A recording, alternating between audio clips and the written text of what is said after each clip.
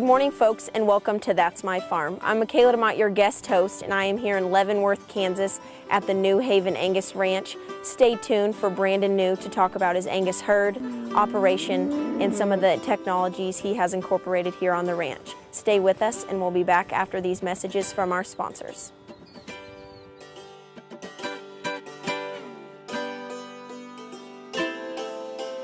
Closed captioning brought to you by Ag Promo Source. Together we grow. Learn more at agpromosource.com.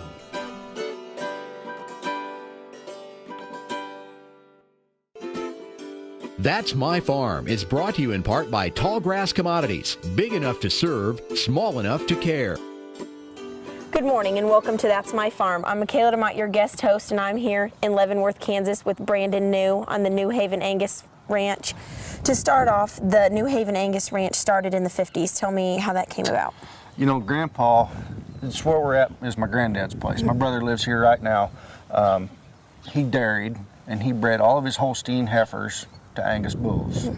Well, Dad, you know, got an affinity for Angus cattle and bought his first 4-H project in 1952 and has since kind of exploded or expanded to where we are now, running several hundred cows and having a production sale in the end of March.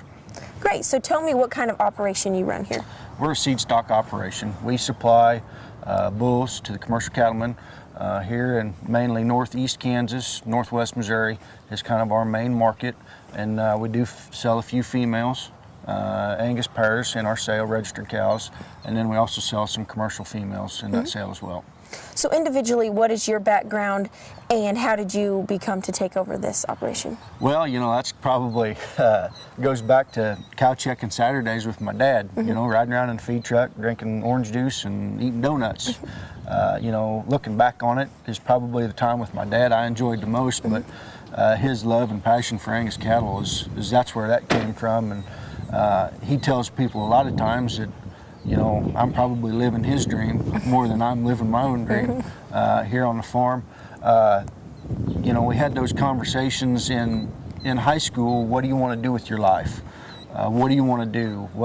And it was always natural, and what I always wanted to do, you know, showing cattle in 4-H and being in the American Angus Association, showing cattle, I wanted to come back to the farm. It was always natural for me, I thought. And so I went to K-State, got my degree, and came home in May of '03, and I guess Dad threw me the keys and said, have at it. So you talked about that you're kind of living your dad's dream. Tell me what that looks like and how that's kind of different from what he was doing in the past. Right, you know, with me coming back to the farm, we kind of had to take some steps to, you know, create some viability. You know, we're getting ready to have our 17th annual sale. But we didn't always have a production sale. We started with a little private treaty bull sale up here with portable panels and just kind of a few of the neighbors coming over and like 25 bulls. And at this point, we're selling between 60 and 70 bulls every year. And granted, not all of them through our production sale. I'm selling about 55 or so bulls through our production sale, and then another 15 to 20 bulls after that is private treaty sales. Is that the main difference between, or I guess why public sales versus the private treaty? Well, I think there's a greater chance for a higher income by having a sale. You're going to get more money for your better animals. From a private treaty standpoint, we're probably going to have a lower ceiling in terms of price, but we're going to have a higher floor. In an auction, I mean, it's no holds bar. I mean, what they bring when the gavel drops, that's what you're going to get paid for. Okay, great, thank you. We'll be right back after these messages from our sponsors. Tarwater Farm and Home has been family owned and operated since its beginning in 1978. What you need for farm and agriculture, lawn and garden, clothing and footwear, and so much more. You'll be surprised at what you'll find in this huge store. They have what you need and lots of it. So come take a look. You'll discover that customer service is first and foremost.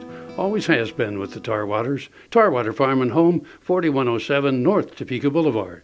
As fourth-generation farmers themselves, Heinen Brothers Ag Service understands the risk and rewards of farming. So when it comes to quality aerial and ground application, fertilizer, ag chemicals, and anhydrous ammonia, call Heinen Brothers Ag today, 800-760-4964.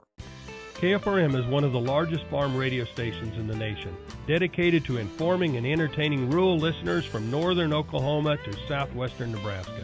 You can catch KFRM in many ways. Of course, 550 on the AM dial, streaming at KFRM.com, or on your smartphone by going to the TuneIn Radio app, or on Ag AM in Kansas on Tuesdays and Facebook every day of the week.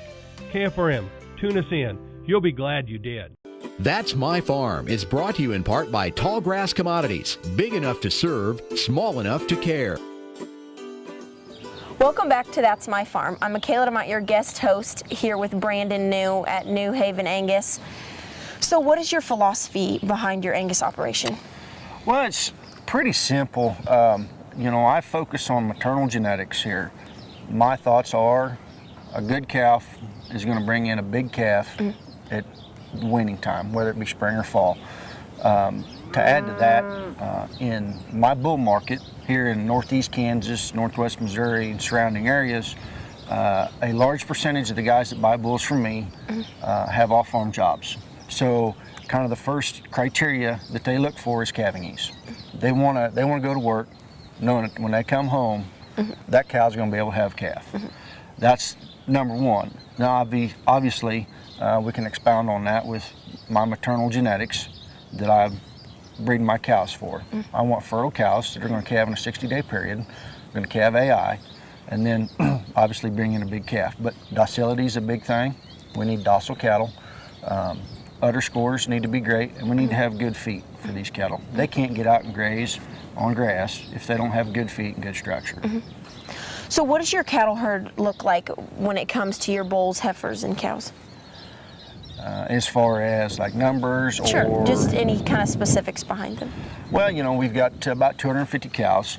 About 150 of them will calve in the fall, and we'll calve the rest of them out in the spring, January and February. We'll typically calve 60 to 70 heifers, first calf heifers every year, whether it be spring or fall.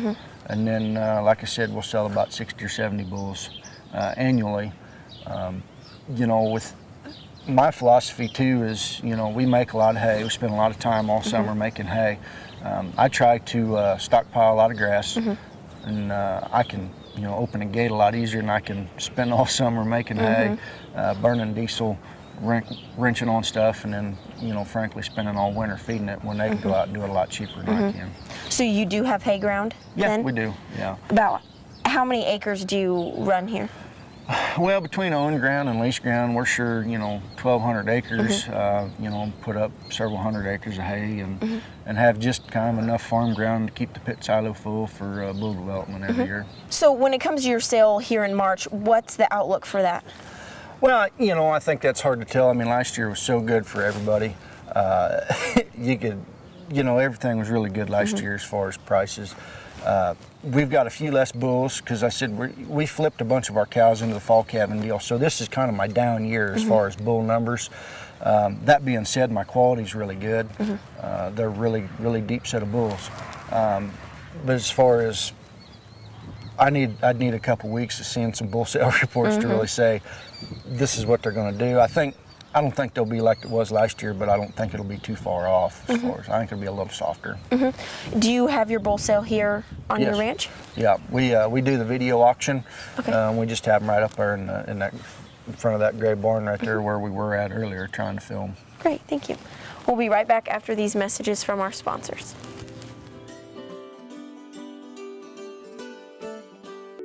We started farming in 1970. It was harder work then than it is now, a lot more physical work and the wear and tear on my knees and my body. Now here I'm 70 years old. I started having knee pain here 4 or 5 years ago, and so I was looking for a stem cell clinic, and lo and behold, my good friend John Farley and Ken Wood, who'd been customers and friends for a number of years, opened their clinic, and in about 2 months my heel was a lot better, and then at the end of 3 months and then going on 4, my knee started making significant improvement, and it's sure been a blessing because Before I had the stem cells, well, I'd be driving a tractor, and if I sat in a tractor for 2 or 3 hours, when I got out, I'd have to stop and get the kinks out of my knee and shake it. And today, that's not a problem.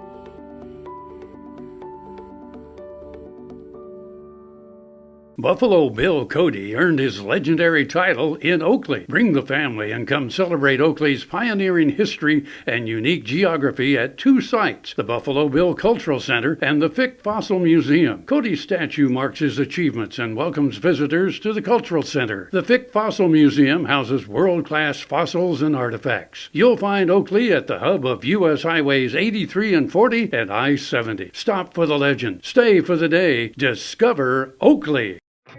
Next time you see a beautiful field of corn, reach out and thank the farmers who work tirelessly to raise corn for livestock feed, renewable fuels, and exports to feed a growing world population.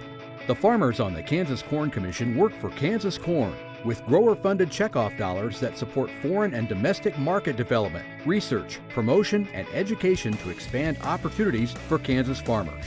To learn more, visit kscorn.com.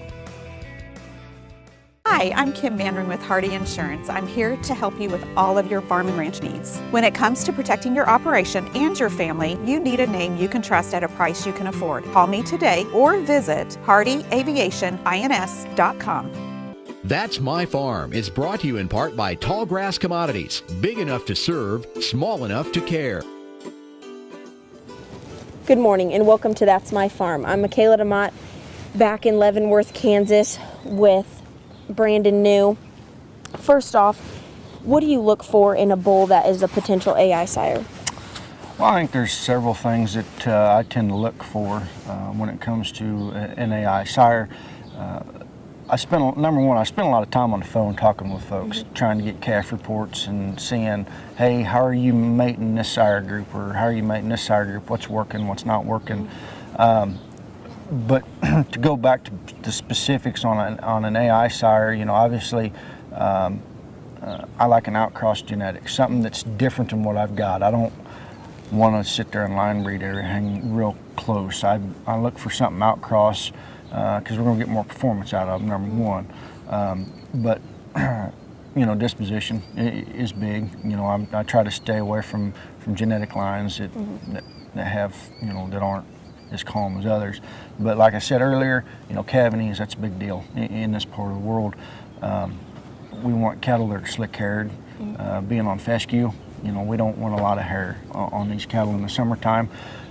You know, phenotypically they got to be made right. I mean, their structure's got to be right. Their feet got to be right. They've got to be good.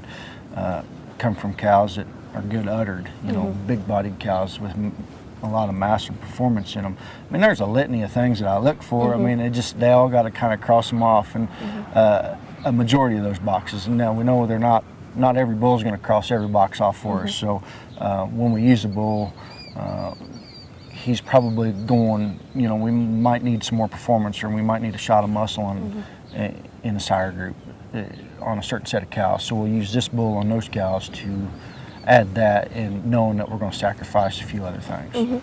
So you do artificial insemination here on the ranch. Yeah. So tell me a little bit more in depth what goes into that, just some things behind it. Yeah, I mean, we try to be pretty progressive and pretty hard, you know, get after it pretty quick.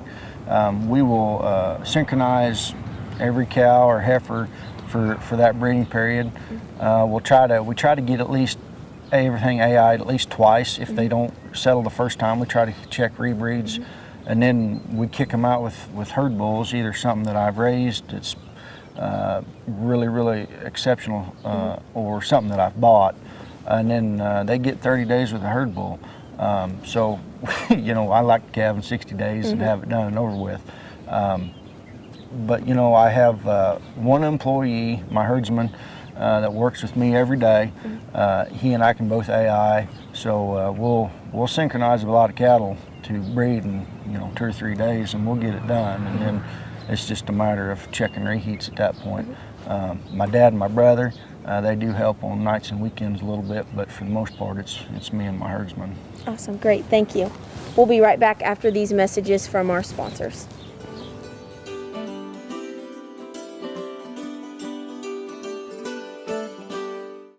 Sure Crop Fertilizers was started by my father, Don Sherman, and my mother, Shirley Sherman. Family business that started in the 80s.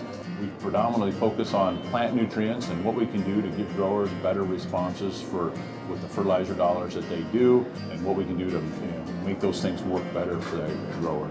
We're based out of Seneca, Kansas. We work with growers in their soil analysis to figure out what they need, and then we can put those in a blend that gives them the best results, and so that we can deliver that direct to their farm, so that they have those nutrients where they need them, when they need them, and so that they can apply them in a manner that's very efficient to them and works well in their planting systems and what they're doing.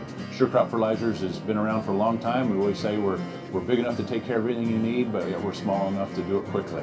You can get a hold of us at 1-800-635-4743. Our website is surecropfertilizers.com, and you can always email me at Corey@surecropfertilizers.com, and with any questions you have, we're glad to answer it and work with you. Valley Vet Supply is devoted to providing information and professional quality products at reasonable prices. Valley Vet Supply. Ag Promo Source is a unique group of marketing specialists with one mission: help your ag business grow. Each affiliate has their own area of expertise, and they work together to bring you advice, products, and services. To get started, visit agpromosource.com. Ag Promo Source. Together we grow. That's My Farm is brought to you in part by Tallgrass Commodities. Big enough to serve, small enough to care. Good morning and welcome back to That's My Farm. I'm Michaela DeMott, your guest host back here at the New Haven Angus Ranch with Brandon New. What are some technologies you have incorporated here at your ranch? Right on. We do quite a bit. Obviously AI, we've been doing that for an awful long time. We've been doing a lot of ET work, embryo transfer work. We do a little of the 50K, HD 50K testing. And we do, obviously we have an website, just like everybody else out there anymore. But we also, when it comes to our sale, we video all the cattle selling. We don't run them through the barn, and we just do it on TVs. And then, we can put those videos on our website. I've always got guys right before the sale, hey, when are the videos going to be up? I need the videos. I want to see such and such a bull on. Guys, I'm working on it. We'll get them.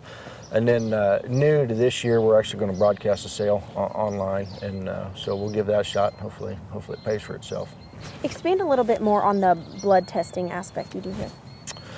We do a little, just a little bit. We don't do them all by any stretch of the imagination. I'll do 5 or 6 of my better end bulls every year on the 50K, and it's just a measurement within the breed to see where they rank as far as, all of their EPD tabulations, as far as like calving ease direct and birth weight, weaning weight, and yearling weight, where they rank in the breed. And it also gives them a little higher proof on their accuracies of their EPDs. So instead of having a 0.05, they'll be at about 0.35 as far as accuracy. So a little bit more of a known product when you sell them. So going off of the whole EPD thing, explain that a little bit for our viewers who might not know. Well, EPD is an expected progeny difference, and it's just a way for, as breeders or commercial cattlemen, to compare cattle from herds. We use ratios to compare cattle within a herd. EPDs are across herds. So I can compare my cattle to somebody in Nebraska or Montana or California or even Canada. So, what are some performance measurements that you do when your cattle are young? We take birth weights when they're born, weaning weights at 205, and then yearling weights at 365. To add to that, we also, on the bulls at a year of age, we take a scrotal measurement, and then we also take ultrasound measurements, so get the marbling ribeye and fat thickness at a year of age. How do you rely on the American Angus Association to help you here on your ranch? They do a lot of stuff for us. I think the big thing is they help us market our cattle. I mean, that's what they're there for.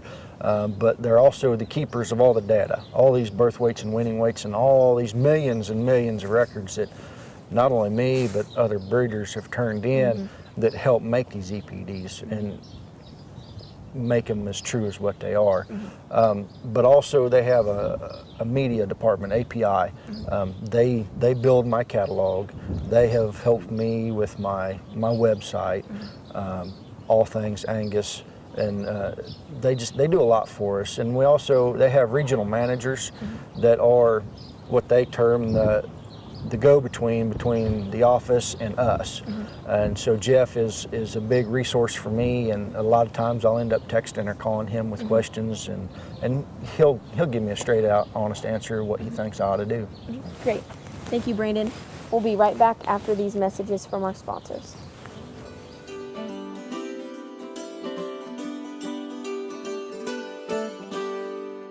Are your cows practical or profitable? If you want them to be both, come to the Dale Banks Angus Bull Sale Saturday, November 17th near Eureka, Kansas, selling 140 yearling and coming 2-year-olds who have spent their days on the rugged pastures of the Flint Hills. For 114 years, the Perriers have been focused on providing hard-working, balanced straight bulls for progressive cattlemen nationwide. Make plans to join us November 17th or pre-register to bid online. For more information and to view our catalog, visit www.dalebanks.com. Hi, I'm Kim Mandring with Hardy Insurance. I'm here to help you with all of your farm and ranch needs. When it comes to protecting your operation and your family, you need a name you can trust at a price you can afford. Call me today or visit hardyaviationins.com. That's My Farm is brought to you in part by Tallgrass Commodities. Big enough to serve, small enough to care. Good morning and welcome back to That's My Farm. I'm Michaela DeMott, your guest host, here with Brandon New. To start off, what challenges have you faced since you have Right. Yeah, been a part of this? I think the big one be the drought there, 4 or 5 years ago. That was hard. But increasing input costs, fertilizer, fuel, corn. Corn goes up, distiller's grain goes up. So all my inputs go up. And then, when corn goes up, we've had a lot of pasture ground, good hay ground get broken up, so we're losing the ability to even have a chance at some pasture, hay ground that's close. It's, being farmed right now. Do you have some plans and preparation things in place for challenges like that? Oh, probably no, not like I should. I'll be right honest with you. We kind of attack those things as they happen. I just know that I've changed the way I kind of manage our cows as far as how we feed them. And like I stated earlier, I want those cows to do more. We stockpile the grass, and they can do it easier and cheaper than I can. Make hay and feed hay. I try to let those cows do more of that. We try to make a little less hay. That way, we don't need a new baler as often, and we don't need quite as good equipment to, cut down on some of those higher overhead costs that typically we would see. So you mentioned some changes you've made. What are some changes you've seen here on the ranch over time since you've taken over? Well, not to toot my own horn, but the cattle are better. Yeah. They're a lot better, and they're bringing in bigger, stouter calves every weaning period. My conception rates are better. I have less opens. We're getting more performance in our bulls. We're getting more muscle in them, and still keeping them, for the most part, very much oriented towards a Cavanese product, but still having the pounds and the power and the performance to sire good heavy feeder steers. So as far as this ranch has come since you've taken over, how do you see it in the future? Well, I don't know. I think we're going to kind of stay going down the same path that we're headed. I don't know if any of my kids will ever want to come back to the farm. Ground around here is pretty expensive. That's going to be their call. I'm not going to push them one way or the other, but I'm for sure going to raise my kids in a good ag background, and I'm just going to kind of keep staying the course and doing my thing here in Leavenworth County as long as I can. Great, thank you, Brandon. Thank you for watching That's My Farm. I've been visiting with Brandon New here in Leavenworth, Kansas at the New Haven Angus Farm. Stay tuned next week for the next episode of That's My Farm. Closed captioning brought to you by Ag Promo Source. Together we grow. Learn more at agpromosource.com.